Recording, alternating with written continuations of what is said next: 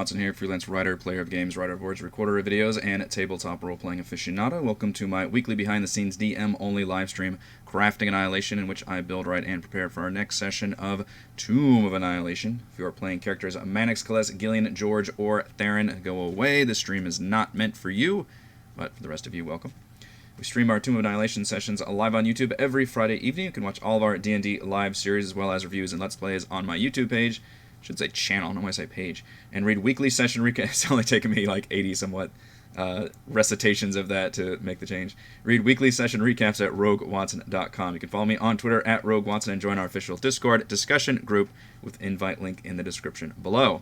If you'd like to support the channel, please check out patreon.com/roguewatson. Shoutouts to Platinum patrons Andrew, Joe, Will, Tiny Dancer, Nick, Andy, Chris, Manuel, Basil, and another Nick. Shout out to new Platinum patron, second Nick C. And gold patrons, RPG Papercrafts, Charming Grenade, Pretty Boy Numa, Marcos, David, Vicente Gilberto, Sean AK, Cert2B, Adam, Deathers of Lion, Sam, Arash, Lumpy Spots, and Jerome. Thank you all very much for your support. For our campaign reviews, Roll29. For streaming, I use Open Broadcaster software with Streamlabs. And patrons, if you have any different names or any other means of using your name in the credits, please let me know, because right now I just go off whatever your patron name is, and I try to pay attention. Sometimes you all change your names, and obviously it gets a little confusing to me because folks are on the Discord but have different names there, so just let me know whatever names you want to have me use in the credits, and I will use that name. So, we're coming down the home stretch of Tomb of Annihilation. My whole brain and everything has been rather scattered given just everything that's going on in my life right now.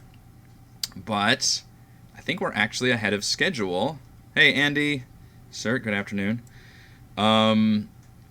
Surprisingly, we got through basically all of level 5 last week, which I didn't honestly expect it to go that quickly, and it's because my players decided to actually skip more of level 5 than I thought, to where we literally just did the gears.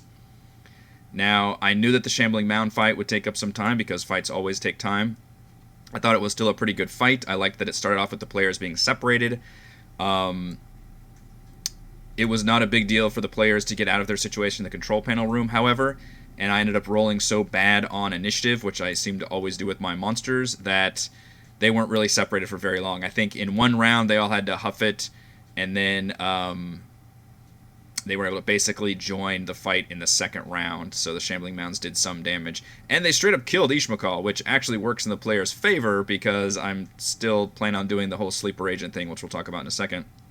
But that's one less foe that will basically turn on the player. So on the one hand, that's kind of a bummer for me, because that would have been a cool, twist. But on the other hand, it's also fun to actually get a chance to straight up kill an NPC. Although, as much as I've used a lot of NPCs in this campaign, if I have one thing that I am disappointed in, it's how my players have been responding to those NPCs. I mean, some of them have been fun, and they've created some interesting dynamics.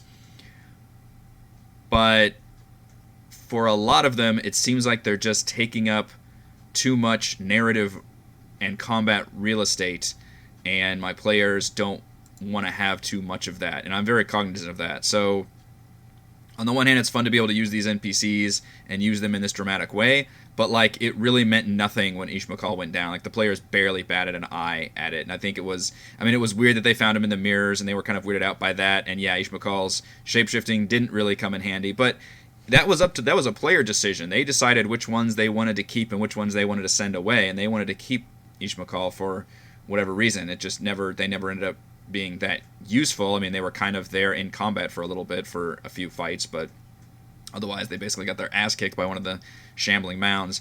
And Theron did morph into an Earth Elemental. I did fix his multi-sided token so he can properly transform into elementals now.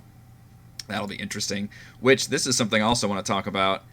I don't think the players are going to get another long rest for the rest of this campaign, because they just long rested at the end of level 4, which was 2 weeks ago at this point. Because they long rested, which I wasn't expecting, after the zombie T-Rex / Orvex fight, which is kind of the boss fight of level 4. They long rested there, and then as part of that session, they went down to level 5 and started the gears. And then last week, we did the whole gear stuff. We did the Shambling Mound fight, which took up a good chunk of time. They did defeat them. They've got a good amount of hit points, and 3 of them did some good damage, so I was pretty satisfied with how that worked. I did kind of forget about the gas. Theron, in his first round, cast Destroy Water, which I said, okay, I guess that destroys a chunk of gas. I could have come up with some mechanic where, like, okay, well, in one round, the gas is going to start seeping in again. Honestly, I just kind of forgot about the gas for a while, and because it's such a low DC anyway, and they've all got good con saves, I don't know if it would have made a whole lot of difference there, but I did kind of forget about it. And, I mean, I don't know how... There's not enough detailed rules about how long it takes to dissipate or anything like that, so I kind of just honestly forgot about the gas, and I think I mentioned that during the actual session last week. And then we got to the right side cog, which there was a brief moment where the players did realize they had to split the party again because somebody had to work the controls, and it was Mannix that stood behind because he's got the most amount of utility to move around. That's one of his specialties. So that meant he wasn't here for the cog battle, for the cog scenarios. I was a little bummed that one player ended up doing 3 of them, but I really wanted to leave it up to the players in terms of how they wanted to handle all of these different situations, and very rarely they actually decide to use the player who was better at the thing, even though I felt like they could kind of, figure out what was what. Although Theron being an Earth Elemental changes things too, because obviously his stats change. So they figured out very quickly that they have to do these wardrobes to open the door, and then as soon as they opened one, it was a total theater of the mind role-playing scenario that just involved a single contested check. I think 4 of them were contested checks against a monster that was good at that thing. So, for example, arm wrestling a Minotaur was a strength check against a Minotaur. Withstanding a big stench pile with an Otyugh was a contested constitution check, etc. The only ones that were just regular checks was the dexterity one, was like walking a plank above a horde of zombies, or ghasts in my case, because I wanted to scale it up. Which, ironically, Kless actually failed. I think I put the DC... Honestly, don't remember. It's either 18 or 20. Between you and I don't actually remember. It's in my notes somewhere.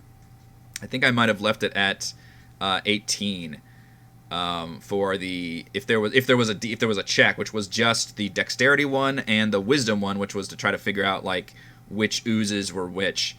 And thankfully, none of the players really tried to argue about like, well, I want to use this skill or not, because I really wanted to do just the basic bald skill for each of these, and that the idea was there. It was a lot quicker than doing combat.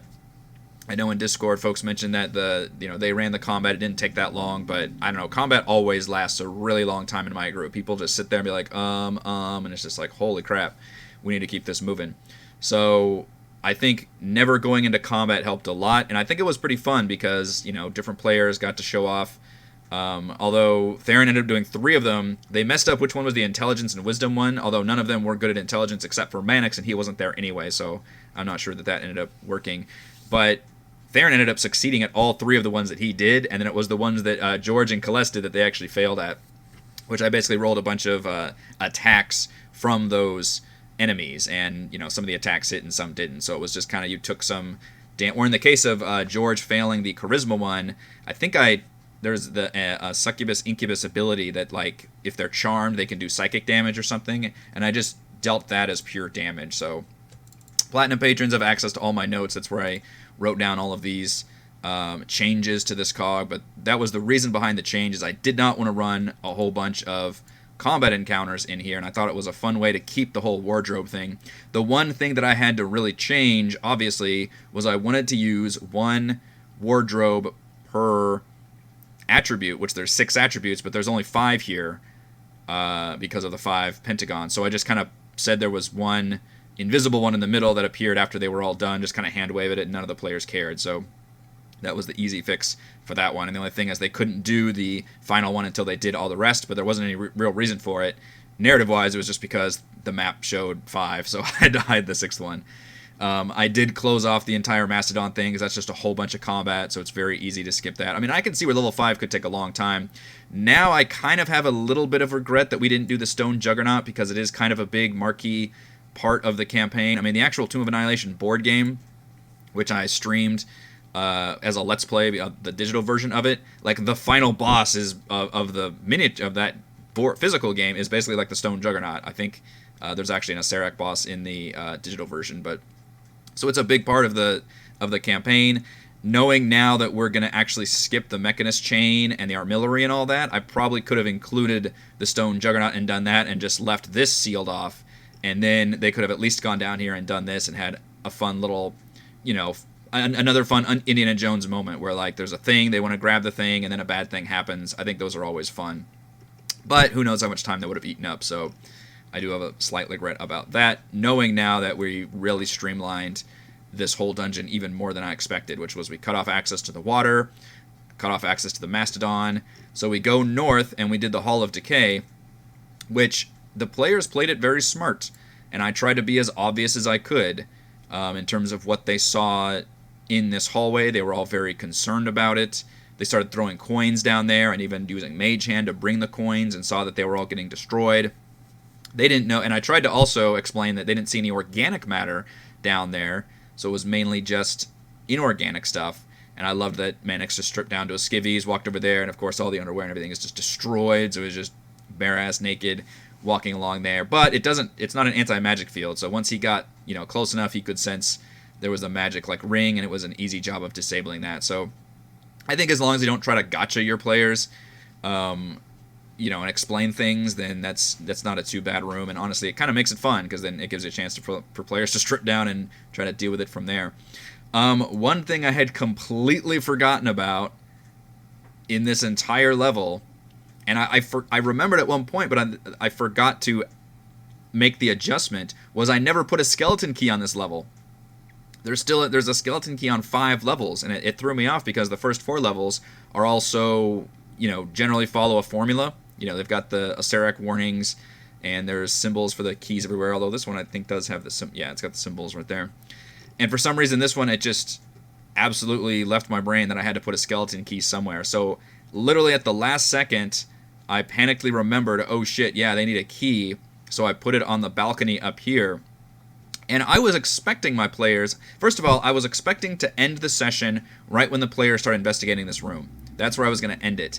Instead, Mannix ends up like, well, can I just like Mage Hand this key over here and just stay back? And I was like, yeah, you can. I don't really care.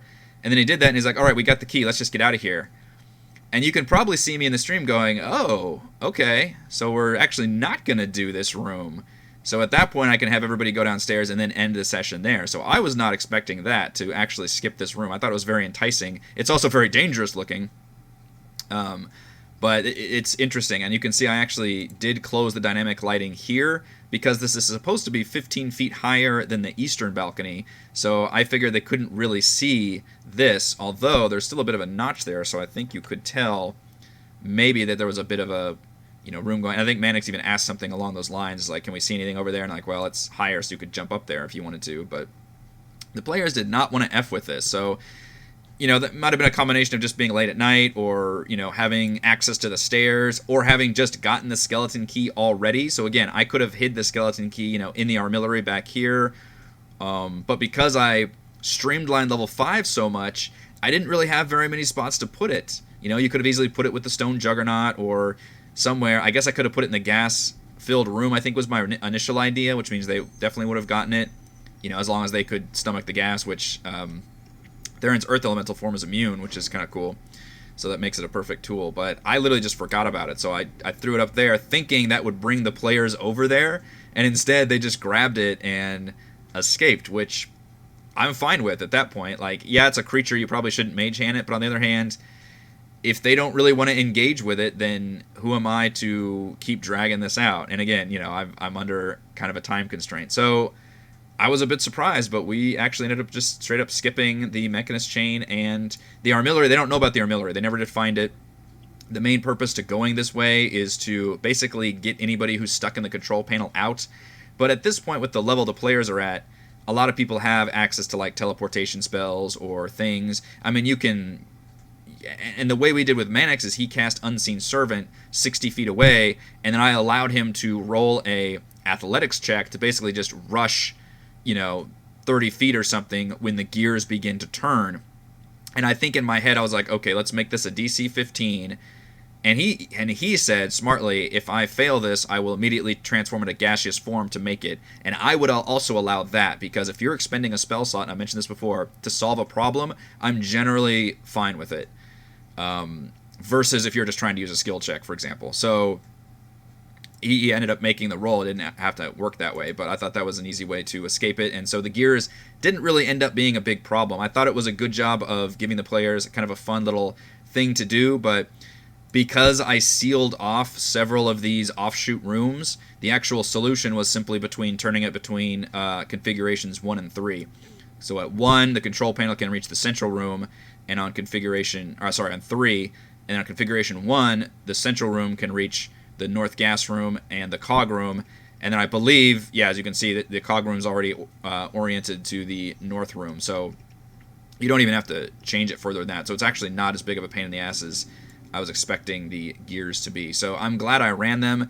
They were pretty simple, and honestly, level 5, it's crazy because all the other levels took us more like 3 or 4 sessions, and this one literally took us like 1 plus some change, because we did a little bit at 2 weeks ago. We technically started this level, but I still called that session, Chambers of Horror Part 4 or whatever, because we were mostly in that level. And then Gears of Hate, I was expecting Part 1, Part 2, etc., is literally basically just going to be last session. So, alright, which means we are at level 6. So, there is a very good chance that we've only got 2 sessions left. If I plan everything out correctly and we can get through this stuff, assuming the trials don't take too long, then this next session will be dominated by the Sohn sisters fight. And then the perfect timing would be tomorrow we do all the trials, we run the Sohn sisters fight, they open the skeleton gate, and they probably short rest.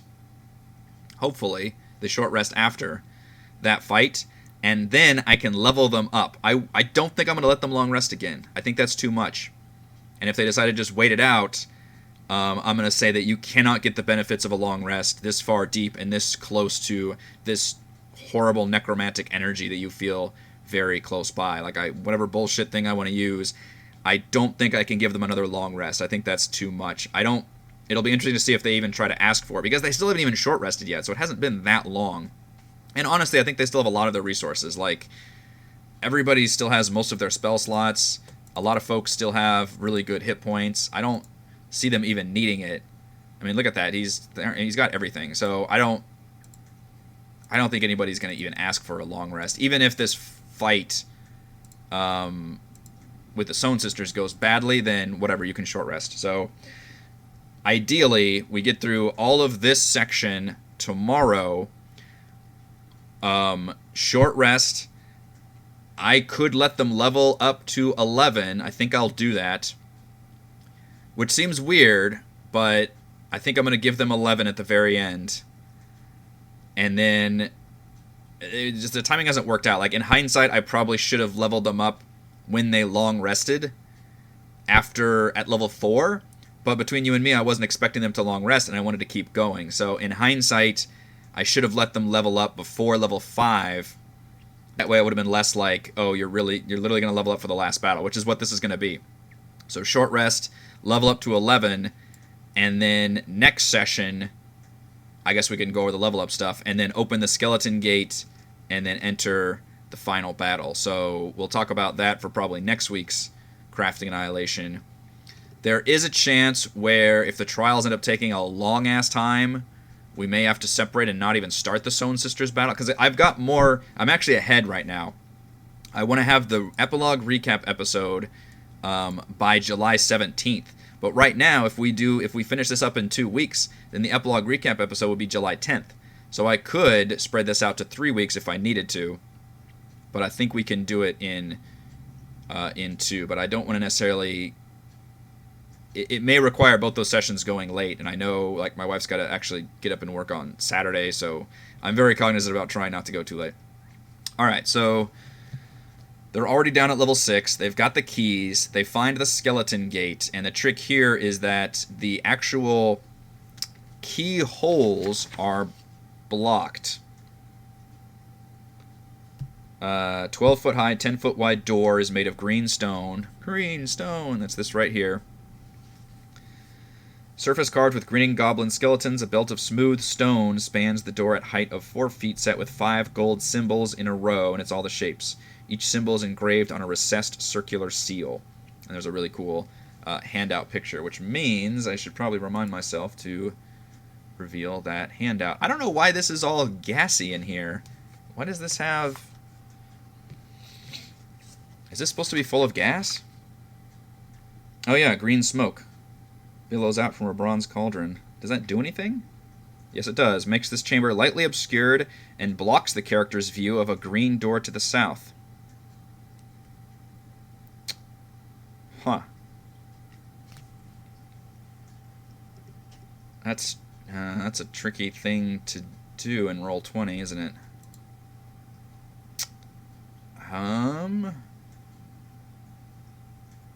You know what I could do is put dynamic lighting, because this is higher, right? Galleries stand 10 feet above the floor to either side of the room. So we should draw some dynamic lighting here with the tricky thing that once they're up there they can see down. So let's do that. So now you can't see up here. I'm not sure. I mean, does it matter if the visibility...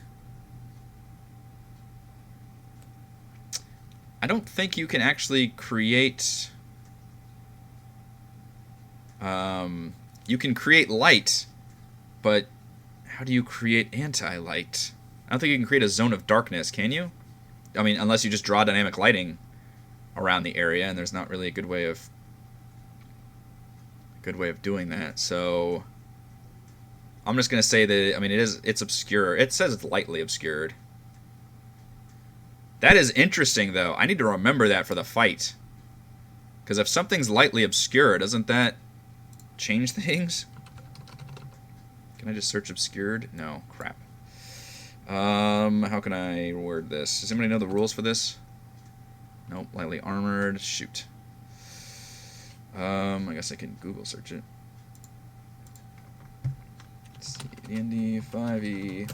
Lightly obscured. What does that mean? Refresh my memory. I love that the Roll20 compendium is the first Google search on there. That was a smart thing they did. Vision and light. In a lightly obscured area, such as dim light, patchy fog, or moderate foliage, creatures have disadvantage on perception checks that rely on sight. That's all. So it's not disadvantage on attacks or anything like that. Okay. So not a big deal there, but if for some reason somebody wanted to look at something, they would have disadvantage on perception check. I guess if you wanted enemies to stealth the players, then well, no, because it uses passive perception. I guess I would give advantage to the stealth person then. That's also kind of a tricky way to do it. Disadvantage, yeah. If it feels like a forced leveling up, then don't do it. I made in the past, and I regret it. I mean, I don't know.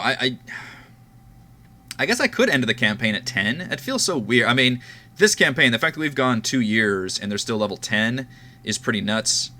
We've always ended our previous campaigns, I believe consistently, we've reached 11 for the final dungeon, and then we would gain enough experience to reach 12 by the end of the campaign, which means I don't think we've ever actually played at 12. I'm actually literally looking this up right now on my notes to see. Okay, so for Storm Kings, we were level 11 for 4 sessions for basically the final assault. And then for Princes, we were level 11 for 3 sessions, which was that final Fire Elemental dungeon. So yeah, I do feel weirdly obligated that we should make it to 11. The bummer is I was just unprepared for the players to long rest when they did it 2 weeks ago, and that's honestly when I should have leveled them up. So I think it would be good timing to level them up after the Stone Sisters fight. The bummer is they literally just have the one final encounter left, but oh well. I have leveled them up before on a short rest. That's not unheard of. I believe before we went into the tomb, that was actually a short rest, and we leveled up after that. So I'm leaning towards... Oh, that's a good point. Disadvantage for passive is a -5. Yeah, you could do that. That makes more sense. I'm leaning towards removing the dolls. They're kind of weird.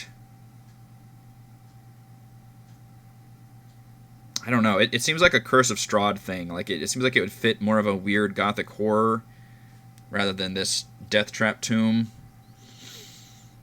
And I also need to decide who is in the cage. So the characters that were sent, that were they found in the mirror, that were sent away. I think the big twist I want to do, which I was not planning from the beginning, but I kind of worked myself into, was... Oh, we can take Orvex off. He's gonzo.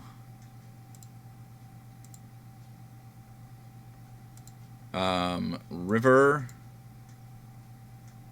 Zendala, and Hugh Hackenstone were sent...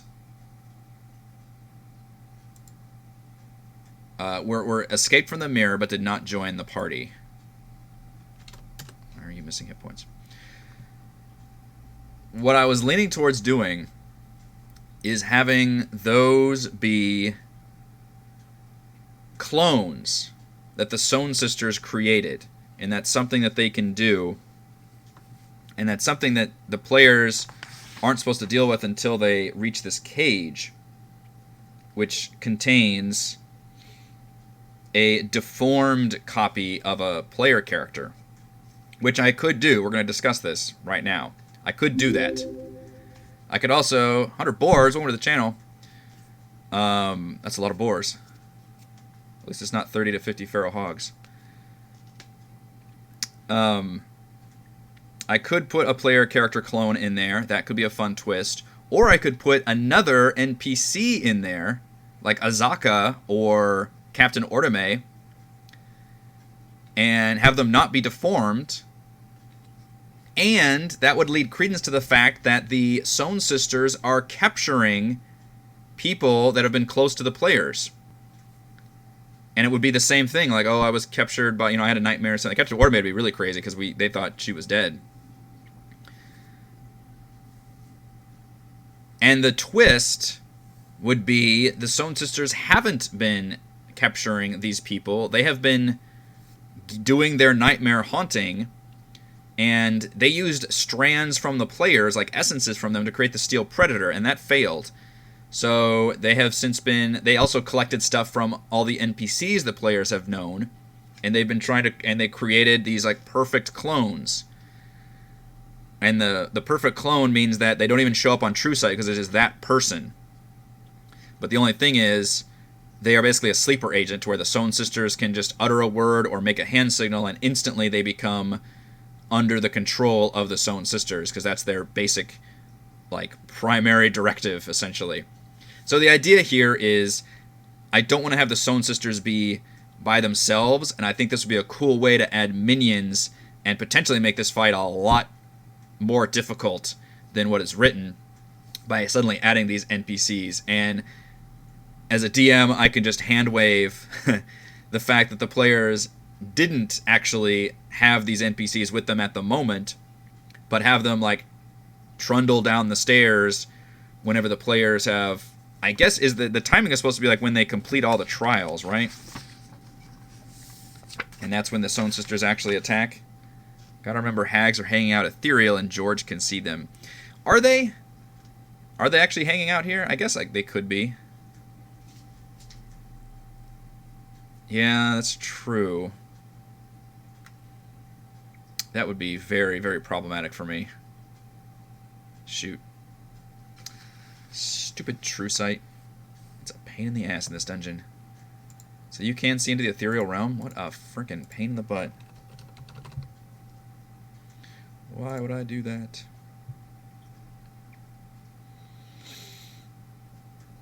It's literally the last line. The creature can see into the ethereal plane. friggin' wonderful. Well, that doesn't mean you can interact with anybody in the ethereal plane. That's interesting. So you kind of tip your...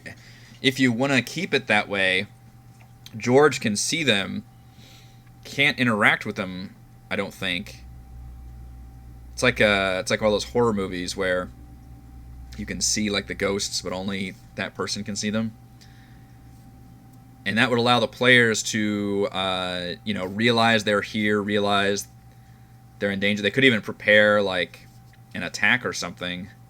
But I don't think you can affect the ethereal plane. Don't necessarily make the NPC be a helpful one. Whoever was the NPC, they sorcerers that owned Kaless. Oh.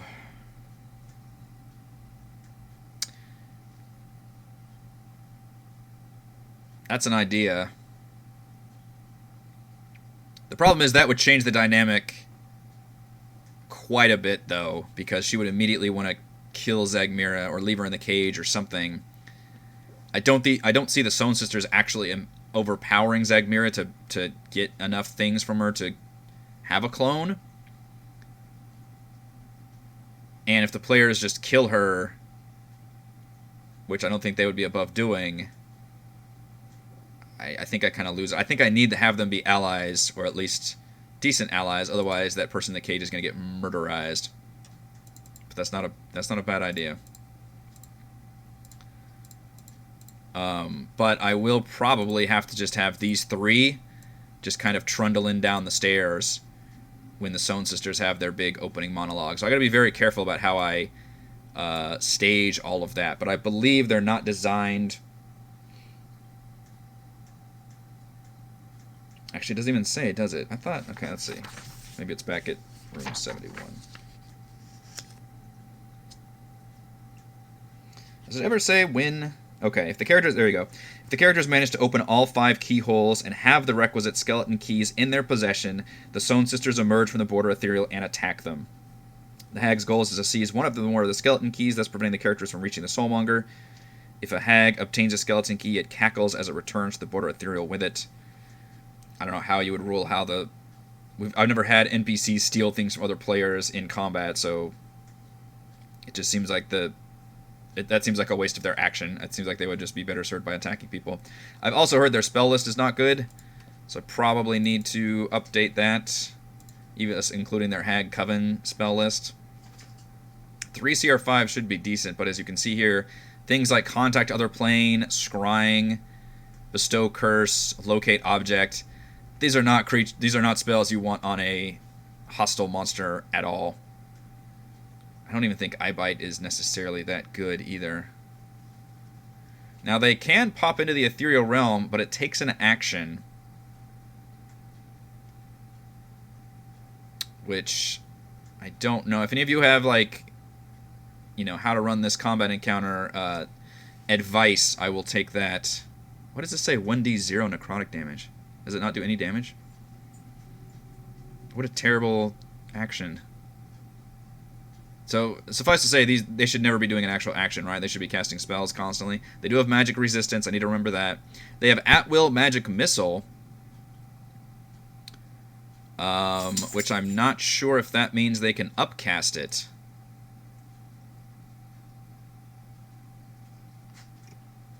Only if they have all 3 of them within 30 feet do they actually even gain spell slots.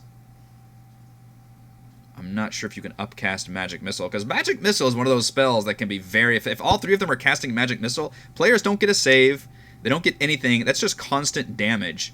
So weirdly enough, although it's a boring thing to do, just throwing Magic Missiles to players is a thing you can do. I also don't like casting Lightning Bolt. It just doesn't feel like something... Phantasmal Killer feels like something the Night Hags would do. That's kind of the more of the spells I'm looking at here. Very, like, dark... mindfuck spells is definitely what I'm leaning towards. So I need to probably adjust their thing. We could go ahead and roll hit points for the Stone Sisters as well. They're supposed to be 3 different. They all have the same token. Let's go ahead and go like that. So, for Night Hags, we've got... And I have tried to play up these as villains that constantly harass the players, so that would be a final cool harassment, is if they've been cloning all of their NPC friends, and it turns out, at the end, that they were just designed to get information from the players, and then they've been just kind of releasing into the tomb, and a lot of them got, you know, caught by the mirror, but one of them is still in the cage. Or maybe the others, like, escaped, or they think they escaped, and they escaped into the mirror, but then one of them got left behind. It might have to be Captain Ordame. Azaka might be too much. If I want to throw a Were-Tiger in there? I mean, Zendala alone as suddenly a hostile would be pretty scary to deal with. 15d8 plus 45. Average of 112. Let's see who's good. 117 is a little above average. 111 is about average. Okay, that's hardly worth changing the numbers for. Right about average for all three of them. Which 100 hit points, 17 AC, that's not bad. There are three of them, so that'll help. But the problem is, as soon as one of them dies, they can't cast any of those spiffy spells. They need all three. So then they're left with basically just at-will magic missiles like crazy. That's good advice. Volo's Guide to Monsters spell lists. Yeah. I don't think I actually have Volos on Roll20, do I? Necro. I don't think I do. That would be convenient, wouldn't it? I'll have to look that up later. But if I have somebody in the cage, here's my point about eliminating the dolls. If I have somebody in the cage and I change it to where instead of a deformed player character that is messed up and has no attacks and is just weird, I can change this to another one of the player's NPCs and add to the fact that, oh, I was captured by the Stone Sisters, they've been interrogating me about everything, you know, you all know I'm so sorry, I've had to tell them everything, and the players can then free that person, and then they could even say, okay, you need to like step out of this room and go away, or maybe join us, I don't know. And then even when they do, and what's interesting is that also changes if I keep the Stone Sisters around in the ethereal realm and George can see them or not, and the Stone Sisters won't react basically to that because they kind of want the players to, you know, at this point, the Stone Sisters know they've got complete control over the clones, and the clones would just attack the players as part of the fight. So I think that works out pretty well. We can just kind of have them around this area. But yeah, George would see them. I don't think, even if you like launch an AoE spell, I don't think you can target or do anything to the ethereal. I think you have to be in the ethereal realm to actually mess with them. So I'm actually not against leaving the Stone Sisters in the border ethereal and having George be able to see them in this room. I think that adds a creepy factor to it.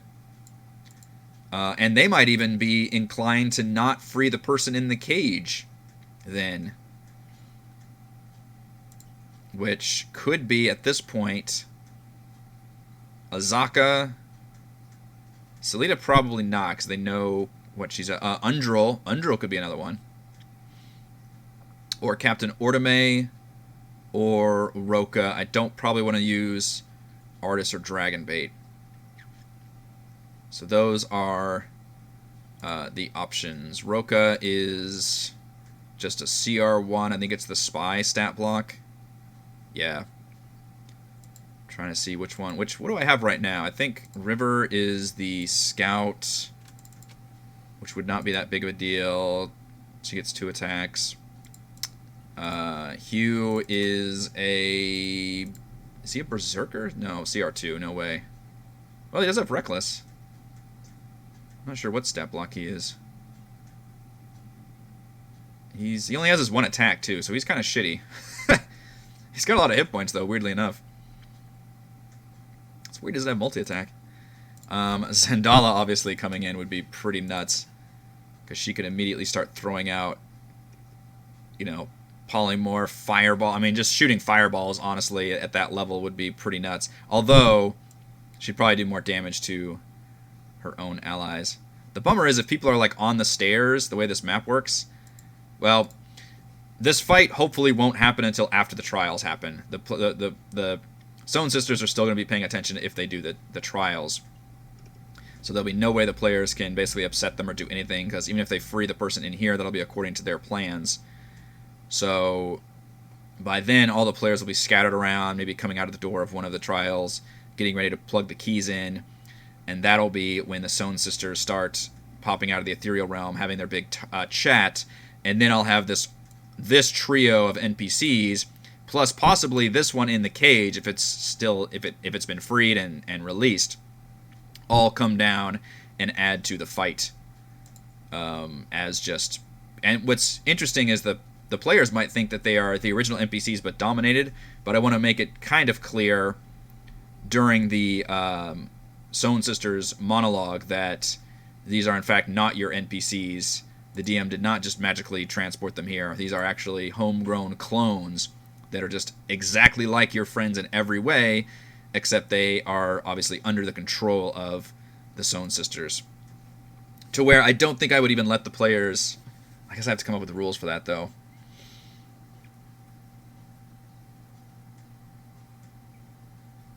I mean, I'm tempted to make it be a fight to the death at that point. But that does add things quite a bit. I mean, Zendal alone can cast a lot of good spells. The other two, it just adds a few minions, basically.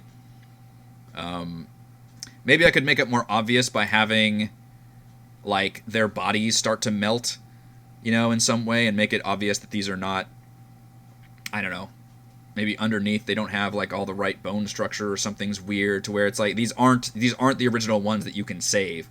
These are enemies that you have to kill. So I might do something narratively like that. So the trials first are really not that great. It's just like one more thing you got to do. So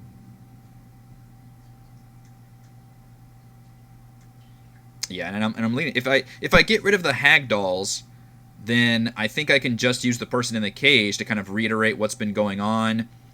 The fact that the Stone Sisters, you know, they captured me, they tortured me, and all of that is what this clone legitimately thinks has happened to them. So any insight checks or anything, it would just reveal that as the truth, and that's the big twist of all of this, is that all of that is true, but ultimately was a perfect copy clone being created.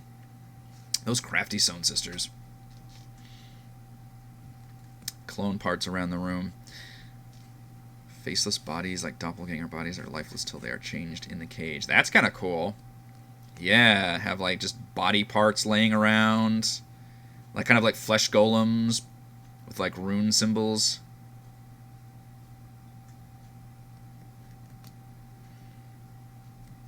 That's interesting. Ate a few clones in the fight. Yeah, that's true. So I could tease it a little bit so the players know. I don't know if I want to tease it too much, though, because I would like the players not to just murder this clone straight out. Because if they do that, then wouldn't that not trigger the attack by the Stone Sisters right then and there? Would the Stone Sisters just sit there and let them attack and kill one of the clones? So that might trigger and force the fight early. And maybe I'm okay with that. It'd be a weird cadence because we haven't done the trials yet, though, and I'd like it to do the fight as the final thing before, you know, and then we can end the session, short rest, level up, so the timing doesn't quite work out. Creepy mannequins is a staple in horror, for sure. I'm liking these ideas, though. I might do a little bit of tease in terms of what's been going on in this room. So the trials... Trial of the Triangle I can run as written. That is this one up here. And they all say the trial. There's nothing to do with the shapes as far as I'm aware. Actually, there is a little bit. You can do different weird things to do with the shape, I guess. So the triangle one, there is a glass cylinder. It is impervious to damage and has the lever inside. There is one small triangular hole, 1 inch wide. So from there, you just have to figure out how to pull the lever. And it says you can use Misty Step, Dimension Door, Gaseous Form, teleporting, any teleporting, or you can summon a creature inside. Like, at this level, the players have all kinds of options. I'm not worried that they will come up with some way to get that lever. It's just kind of a simple challenge. Hopefully they expend a spell to do it, but, I mean, I would expect it to take a spell or a magic item or something. 73 is filled with scraps of paper. It's scrolls. You can use an action to grab a page with a DC 10 dexterity check, and then you get there's a random scroll on the page. But if you grab more than 3, the pages transform into a dust mephit, which has mirror image, and the mephit attacks all creatures, and it's got a bunch of different special abilities it can do. But I think a dust mephit is like a really shitty little creature, isn't it? Even if it has mirror image on it. Oh boy, I've got all these mephits. I don't remember using them. I think I used mud mephits one time, didn't I? Sounds familiar. Yeah, it's a CR half. It's got 17 hit points, even with mirror image. That's kind of a bullshit creature to throw at them. And the weird thing is, the lever is in the north wall, but the lever is in the ethereal realm, ethereal plane. So only an ethereal creature can pull it. You can't dispel magic. The only way to pull the lever is if you don't have a way to get into the ethereal plane, which most people don't. I guess there is a spell that lets you, but the mephit, when it dies, turns into a piece of chalk, and you can draw a square around the lever and then turn it, which I don't know how the hell anybody would figure out to do that. I guess you could make it obvious and say, like, well, you see, like, a square outline around the lever or something. But I don't like this room at all. I don't like the dust mephit. I don't like what's happening in here. So I need to change this room. I'm tempted to make it like I don't know, like the spells, the spell scrolls are like wild magic surges, or maybe they flutter by and attack players as they try to get to the lever. But then why wouldn't you just try to use a mage hand? If the lever is still ethereal, maybe you rule that one of the books is the spell that you need to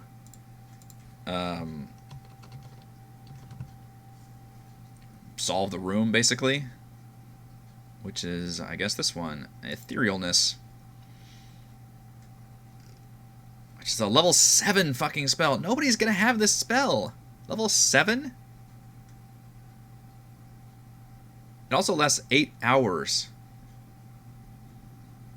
And I don't want to put anybody in the ethereal realm anyway, because that fucks up the Stone Sisters. So I don't like anything about this room. So, oh, interesting. One of the dolls does it. Okay, I need to read the fine print of the dolls, because I was going to skip the dolls. Where does it show their abilities?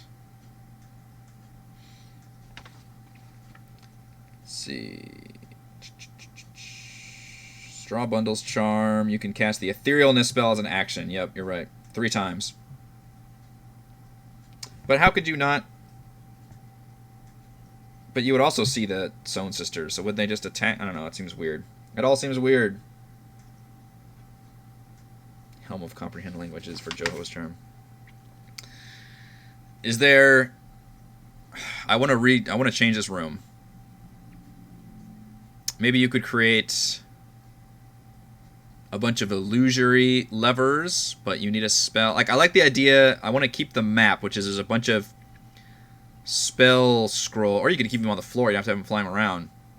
And something to do with having to find the right spell to find the lever. But if you're not finding the right spell, then bad things can happen. So I want to keep that theme, but I don't want to use actual combat, and I don't think I want to use the ethereal realm. So I'm going to change... I think I'm going to need to change that. And my goal is not to make these trials take a long time, so I don't want to have combat, but I do like having the players have to figure out a little puzzle for each room. I do like that quality. So I'll need to make that change for room number 73. That's the square trial. Let's go over all of them, and I might get back to that one. 74, Trial of the Pentagon. This one's actually pretty cool. There's a hidden scarecrow dressed as a commoner, which George will see that, obviously. Or Detect Magic will go off. Mr. Threadneedle. And this one's messed up because there's a big feast prepared, and he just directs everybody to partake of the feast. Well, that'll be really funny to see whether people do it or not. And there's consequences to both eating the feast and not eating the feast, which is pretty funny. So there are 4 things you can partake in. It doesn't mention, I mean, if you want to eat everything, how that works. I would probably give the players a choice. There's roast boar, there's squash stew, there's iced cakes, and there's frothy beer. And each of those gives you a special advantage. Roast boar gives you advantage on strength checks, but disadvantage against one of the Sohn sisters. Squash stew gives you advantage on con saves, disadvantage on another one. Iced cakes gives you 2d10 temporary hit points, but has disadvantage on the third one. Frothy beer, you get a d6 you can add. It's basically Bardic Inspiration. Although, even better, you can add it to any d20 roll. But, and this is the fucked up part, your Trickster God ability is suppressed. The power normally granted by the spirit is suppressed for 24 hours. So you would lose your, your giant constitution or your giant dexterity. Or, I think those are the big ones the players use. I guess George's at-will invisibility, which hasn't come up lately, but you would lose that. If you don't partake and you just leave the room, then you are cursed with crippling hunger, which imposes disadvantage on attack rolls and ability checks. Although, it does say that can be ended with greater restoration.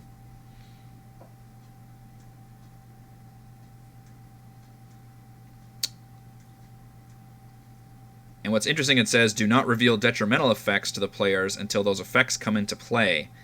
So, what's really interesting is you could have players start eating, revealing the fact that you feel this energy and it's good. And then, as a DM, I would just have to remember, oh, by the way, you find that you have disadvantage. And what I'm tempted to do is, instead of trying to remember who ate what and who's got disadvantage against what enemy, because that sounds like a freaking nightmare, is just make it you have disadvantage against all of the hags. So the choice is what your buff is, what your advantage is, but the negative consequence is you have disadvantage on the night hags. And I believe it's only disadvantage on attack rolls, basically during that fight, which still, that's a big deal. I mean, that means, like, Kales can't sneak attack, for example, so that could all be bad news. Yeah, that's real bad to have that happen. And somebody's drinking that beer. Like, you can't put beer in an RPG and have everybody not even partake. The actual lever doesn't have anything to do with the feast, though. It says 5 red tapestries hang from iron rods bolted to the walls. Any character succeeds who inspects the tapestry with a perception check. Obviously, Mannix can't miss it. A subliminal devil's face cleverly hidden in the design. The devil's open mouth forms a pentagon. A character can reach into the devil's mouth as though the fabric wasn't there, covering a small, extra-dimensional compartment with a glass lever set into the back of it. Can only be accessed from the front side of the tapestry and while the tapestry is hanging on the wall. So basically, it just takes a perception check once you're close enough to actually see where the lever is. It's kind of hidden behind one of the tapestries. So, but it's interesting that the players if they partake, they get a good thing, but they make this fight harder. Or if they drink the beer, they get a good thing, but...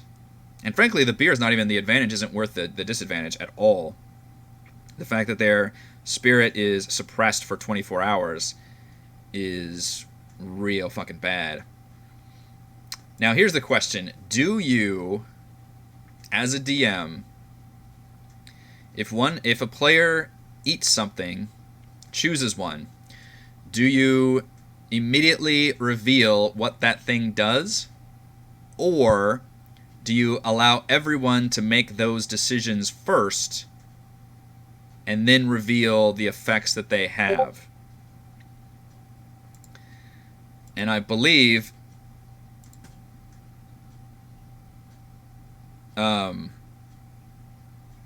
it says do not reveal detrimental effects to the players until those effects come into play. But how would you not be able... it seems like you would have to... You would feel your trickster god being suppressed. I don't think there's a way to hide that. So... And yeah, that's true. The beer specifically is not hag related. The beer lasts, so the other ones have their bad thing, but it's over after that fight. But the beer would continue through the last battle, which would be really freaking debilitating for somebody. They wouldn't get that advantage.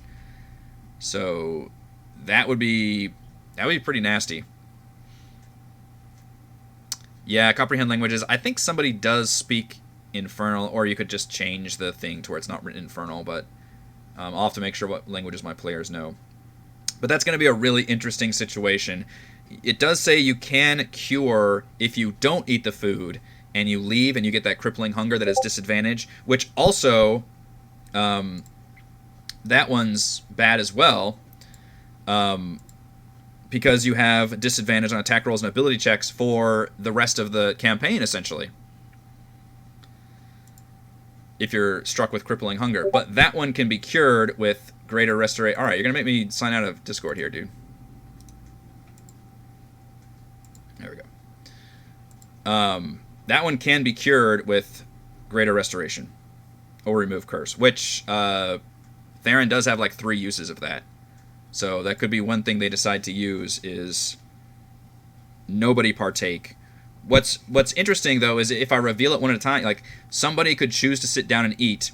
They get the advantage, and then all the other players are like, okay, I guess we'll also partake. They do give off... let's see, do they give off any magic? They should, right? But it doesn't say they do. It says the Scarecrow does. He's got Dispel Magic. And you know they're going to want to chat with this guy, and he's got no freaking dialogue or any notes. It just says he understands common but can't speak. He communicates by nodding and shaking his head or with gestures and facial expressions. I don't know why he carries the Stone Sisters Haggai. I have no idea. In fact, I thought he was supposed to carry the key to the cage. Is that not right? Yeah, it says Mr. Threadneedle carries the key to the padlock. But in the notes here, it says that he's got the Hag Eye. Is that an error? I'm not even sure. I don't know what the point of this fucking Scarecrow is, though. I also don't know if I'm going to actually make that a combat encounter, because one Scarecrow is not really going to do anything to the players. Even if I have like one action be his terrifying glare, frightening the players also isn't going to do anything. So I think if they want to just stab him, I'll just let that happen. I'm not going to turn that into a big combat encounter. Revealing later would be my style. The players are in a hostile realm and they eat food set out with a straw man servant, only gesturing them to eat and drink. If that is not suspicious enough, yeah, that is. And they will be able to tell both that he's got illusion magic and that George can see true sight and all that. They will be able to see how creepy that is. Most likely, I see them not eating the feast. And plus, they had that one creepy depraved feast thing with the boar's head. They might be picturing back to that, and like something really bad's going to happen. But it will require them to at least walk into this room to look around. So I think I'm going to actually run this one as written versus all that stuff. And it'll be really interesting to see how the players react to all that. I'm gonna give them the choice of, I'll tell them the options they have in front of them. They all look really fine and nice.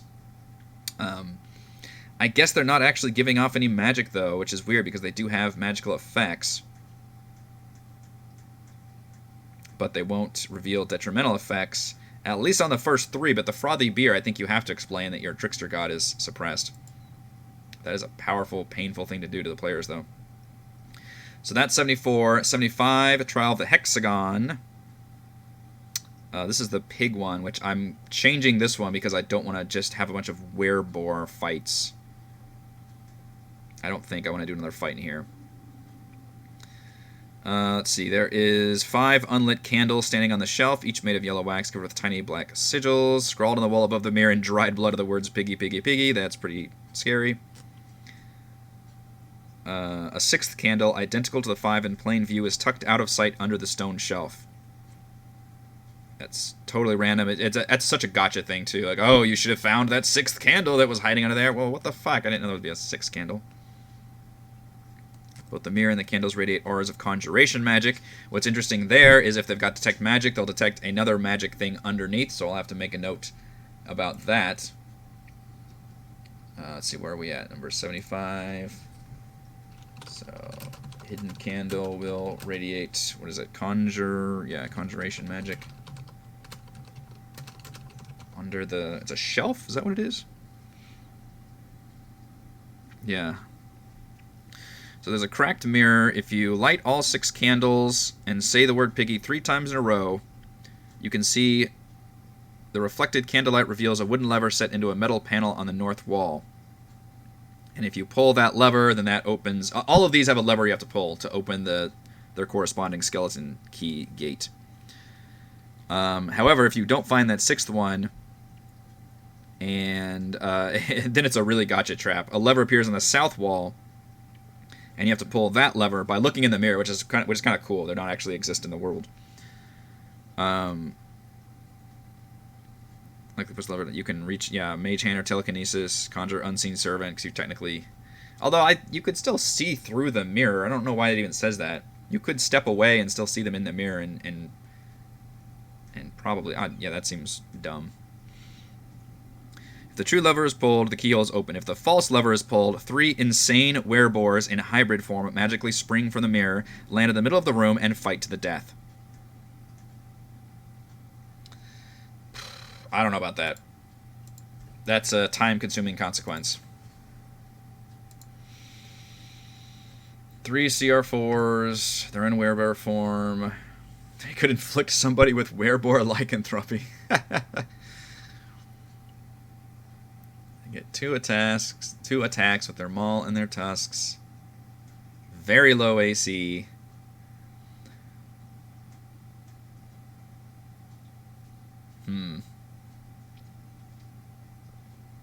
What would be funny is if you saw... It would make a cool horror moment where if you're looking in the mirror and you do it incorrectly, you see the werebores moving into the mirror towards you, and then they literally... crash into the mirror and then appear out of the mirror and like get their charge attack off. So you could do that. Yeah, like you can only fight them in the mirror, but they still damage you. That'd be pretty crazy. Functionally, I don't know if that would change anything. I guess you could rule you've got disadvantage against the werebores or everything if you're having to look at them in the mirror first because it's really jarring. I guess you could keep it be a combat encounter. I mean, most likely they're not going to mess this up, because assuming they have detect magic, or I don't know, maybe if somebody's got a passive perception or something.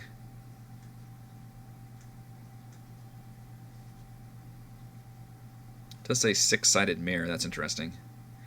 Do these... Okay, so each one... I guess the shapes do come into play. I'm still not sure what the pentagon one is. Oh, it's there are 5 tapestries. Okay, whatever. The hexagon is 6.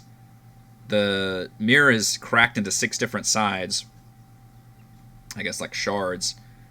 And then you're supposed to have 6 candles lit.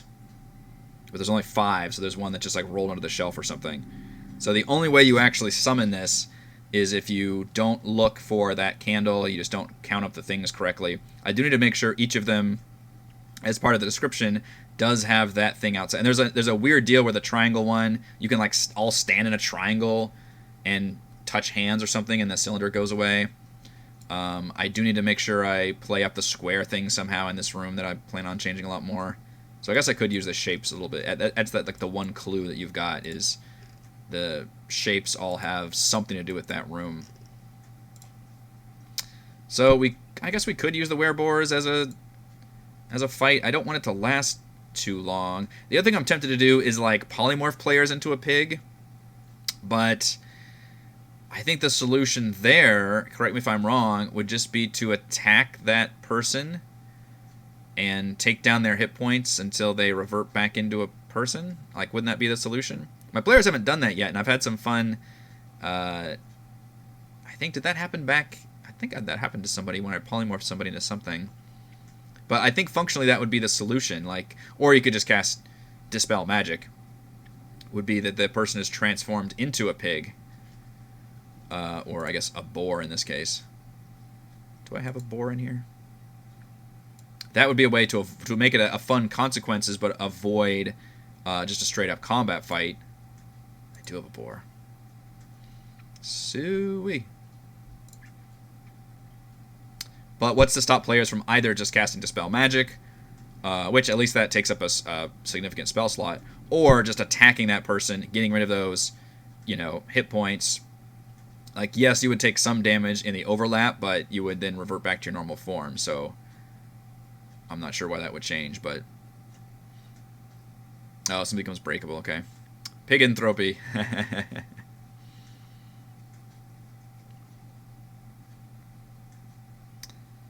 So that's the other idea, is I could just transform somebody into a boar, and you could watch it happen in the mirror too, like your entire body just melts into the form of a boar, and you become a boar. I'm kind of liking that more than the wereboar thing. I don't know. Polymorph somebody into a boar. What do you all think? I just know that combat takes up the most amount of time, and I know we've got a big combat encounter coming up, and I would like it if we didn't. And the same reason I'm changing this one to get rid of the dust method. I would like it if none of the trials really involved combat.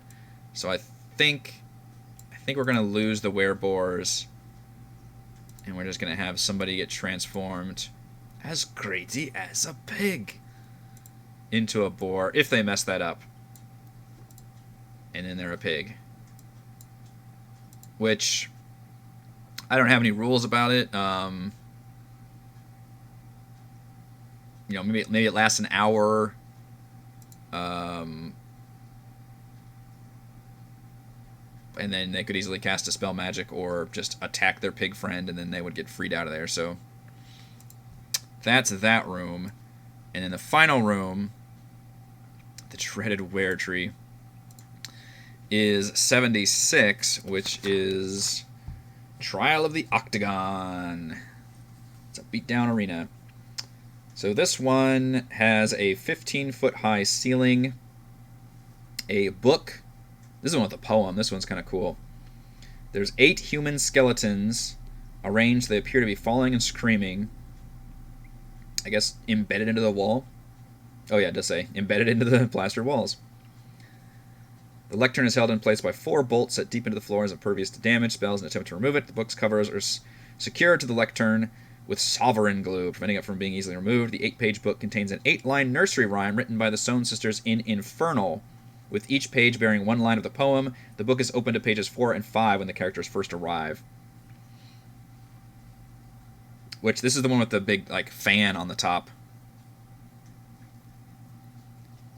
I do like Piganthropy. Hidden in the leg of the lectern on the side facing the east wall is a secret compartment that can be found with a successful perception check. In the leg of the lectern.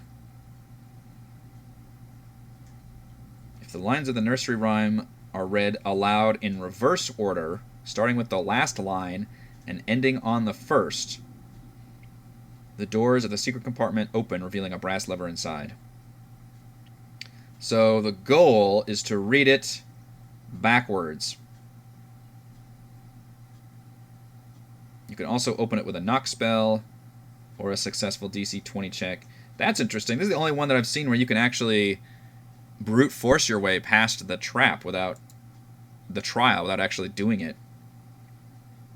It only takes a perception check of 10 to find the secret compartment. That's not a very secret compartment. And you can use knock or a DC 20 dex check to just open it. Oh, okay. It does trigger the trap. Never mind. So doing either of those things does trigger the trap. Any character who inspects the floor of the room notices a seam along the floor's perimeter, suggests a pit below. This is a good trick. The seams are meant to deceive adventurers and make them wary of the floor, which doesn't actually have a pit underneath it. The real danger is the ceiling, which appears to be smooth cut stone, but is actually thin plaster. 5 feet above the false plaster ceiling is the room's true ceiling, which is a bladed fan shaped like a giant iron spider mounted to it.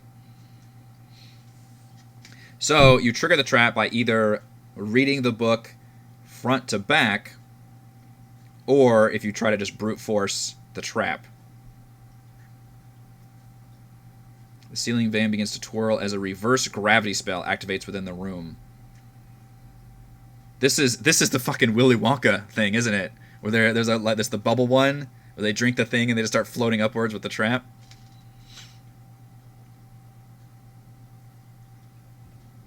Any creature that can't grab the lectern, which you can with a successful DC 17 dexterity saving throw.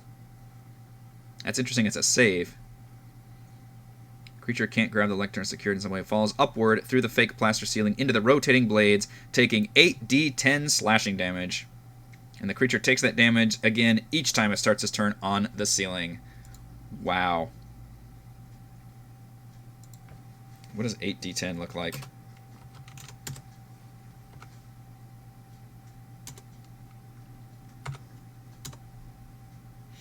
That's not bad. 30 damage.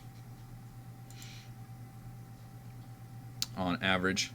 Actually, I rolled under average on all three of those, didn't I? The reverse gravity effect lasts for 1 minute, after which creatures in the ceiling fall back down to the floor 20 feet below. The trap does not reset. Aw, that's no fun. So you could spot the thing once you get close enough. Everybody exit the room. Use Mage Hand to pull the lever.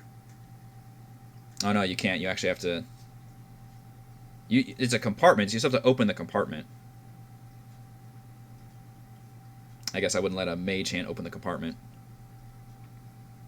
Reverse gravity effect. Well, you could just dispel magic, right, on that one? That is a spell, reverse gravity. Reverse. Mary Poppins, y'all. Good movie. Is he cool? Yeah. Yeah, he's cool. As a 7th level spell, so dispelling that magic would not be terribly easy to do. You can get a lot of use out of this dispel magic. DC is 10 plus the spell's level. That's a DC 17 to dispel the reverse gravity. What a neat, neat room. And it doesn't say you can see the ceiling. It doesn't say anything about here's a perception check you can use to see that the ceiling is actually... which I guess it's just thin plaster, so it's technically a ceiling. It's like the classic pit trap, where it's technically, it looks like it's supposed to look, but then once the reverse gravity starts, people just crash into the ceiling and then and it easily gives way, and then you hit the actual fan. So I guess I would rule that you can't see it. I love the fact that you can see like the seam on the bottom, and that makes you think there's a pit, though. That's pretty fun. So I like this one too. I think I'm going to run this one as is. The difference will be, do I care about actually putting the book in Infernal or not? Maybe that depends. Or is it Infernal? Which one is it? Yeah, it's Infernal. Let's see what everybody knows.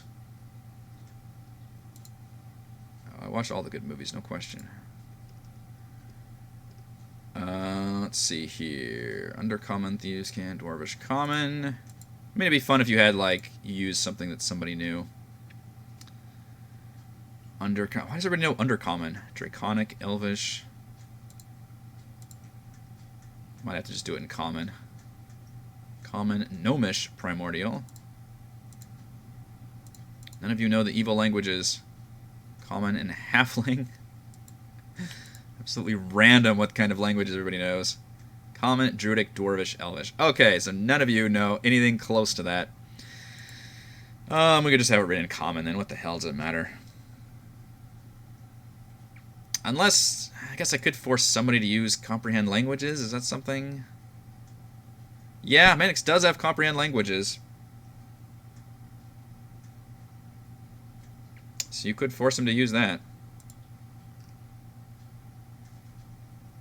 Understand any written language that you see and you must be touching its surface. Okay, yeah, fuck it. So he'll have to use Comprehend Languages.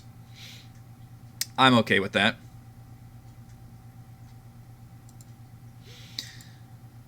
Right. It's not like the fan in the tunnel.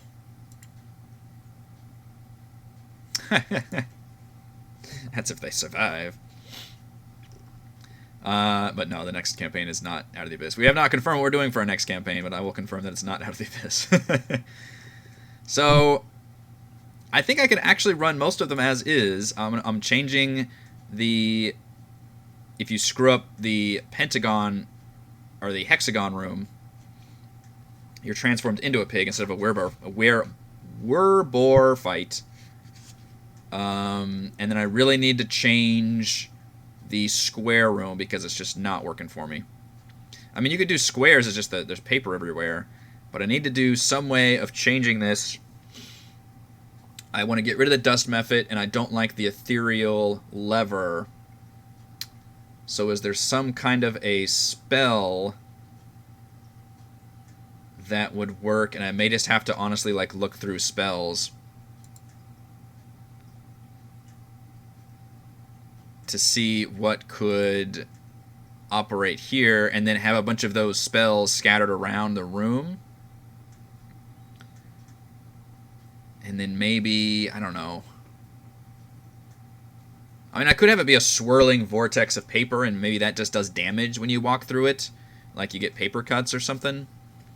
As you try to, like, grab the pages, and then every time that you're failing to do that, maybe you take some damage. Do you check so you can translate the poem without butchering the rhyme? No, I don't think so. I think I would just let that be a role-playing thing. Because the fun thing is, it's open to page 4 and 5, which means it says, see the lever, clear as day, spin, spin, iron spider. Which is really fun, because you don't know what the fuck any of that means. But the goal would be to actually read the book to open the compartment. See, that just opens a compartment, right? If you read it correctly. Yeah, if the lines are read in reverse order, starting with the last line and ending on the first, the doors of the secret compartment open. Or no, yeah, it just opens the compartment. Or if you can open it with the dexterity check, but if you do the dexterity thieves tools check, then you trigger the trap. So you would have to look at the entire book, not read it aloud, and then realize I need to read it actually backwards to forward. So there's a good chance that somebody would just be smart enough to say, you know, without jacking with the lever or anything in the compartment. What's interesting is they might not realize, like, that the lever would be in the compartment, so somebody might try to just break it open anyway. So we'll see. I could see the players failing this miserably, and I could also see them solving this very well.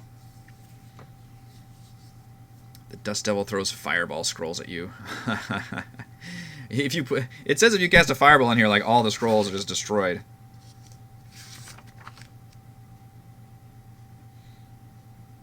The flying pages are from a spellbook and are destroyed if they take any amount of fire damage.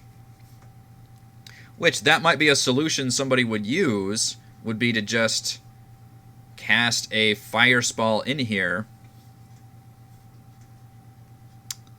In which case, what would be the penalty there? Like, I'm just having trouble wrapping my head around. I just wish it weren't in the ethereal realm. What can I do? Maybe the lever is...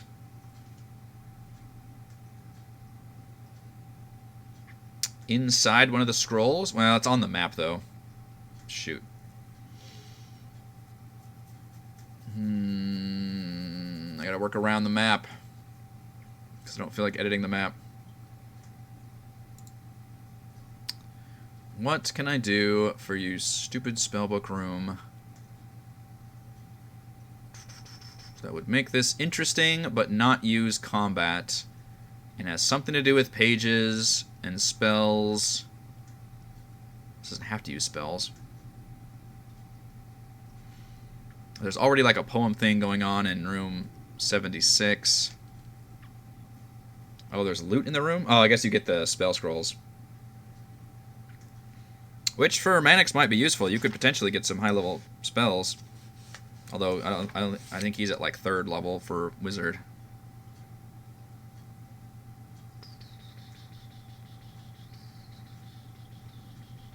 I'm just scrolling through spells now trying to see, but I don't know.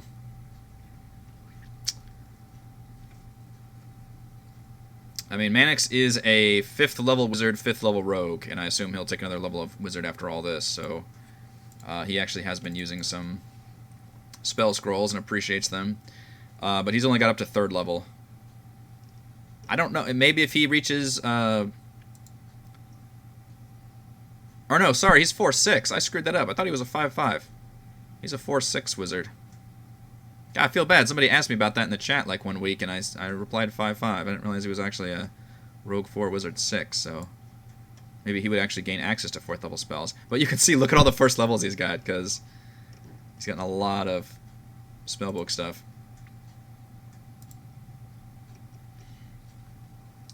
The spells and the scrolls, and you have to grab a 4th spell 1. But what's the penalty in the room, I guess is the question. Like, yeah, you can just sit there and grab scrolls, but do you have, like, a check involved? And how do I stop somebody from... just grabbing the lever in general? I could do something mundane, like just it's a swarm of, you know, books or something that can cause damage. But then what's to stop you from mage handing the lever?